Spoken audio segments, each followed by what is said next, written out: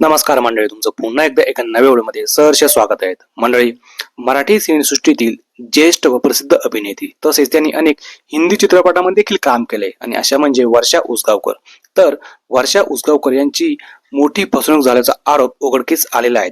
म्हणजे त्यांची जवळजवळ लाखो रुपयांची फसवणूक ही झालेली आहे. तर वर्षा उसगावकर, मृणालिनी जांभळे यांच्या समवेत अनेक दिग्गज कलाकारांची येथे फसवणूक झालेली आहे व ही फसवणूक जवळजवळ 47 लाख रुपये एवढी आहेत. तर त्यानंतर शिवाजी पार्क पोलीस स्टेशन मध्ये गुन्हा देखील नोंदवण्यात आलेला आहे, तक्रार देखील नोंदवण्यात आलेली आहे. तर प्रश्न असा राहतो आता की ही फसवणूक केली कोणी? तर दिग्दर्शक व व्यावसायिक अविनाश जाधव यांनी ही फसवणूक केलेली आहे.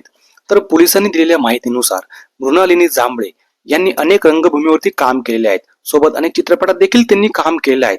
तर मृणालिनी जांभळे यांच्याशी अविनाश जाधव यांची भेट झाली व बरेच दिवस संपर्क चांगला होता. त्यानंतर त्यांना असं सांगितलं की मी एक दिग्दर्शक तर आहेच, परंतु मी एक बिल्डर देखील आहेत आणि डोंबिवलीमध्ये एक मोठा प्रोजेक्ट आहे, जिथे जर तुम्ही इन्व्हेस्टमेंट केली तर मी त्याचा चांगला परतावा काही वर्षानंतर तुम्हाला परत देईन.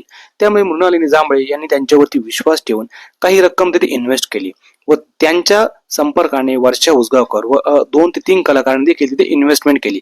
म्हणजे जवळजवळ ही 47 लाख रुपयांची इन्व्हेस्टमेंट त्यांनी तिथे केली. थोडे दिवस अविनाश जाधव यांनी त्यांना थोडे पैसे देत होते, मात्र ते देणे देखील बंद केले.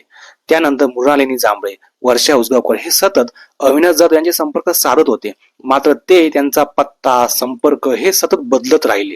त्यामुळे त्यांचा पत्ता किंवा त्यांचा कॉन्टॅक्ट करणं हळूहळू बंदच झालं आणि एक दिवस पूर्णपणे कॉन्टॅक्ट हा बंद होऊन गेला. आणि त्यानंतर वर्षा उसगावकर यांची ही गोष्ट लक्षात आली व त्यांना समजलं की हा एक मोठा फ्रॉड आपल्यासोबत झाला आहे आणि त्यानंतर त्यांनी पोलीस स्टेशनमध्ये गुन्हा त्या व्यक्तीविरोधात दाखल केला.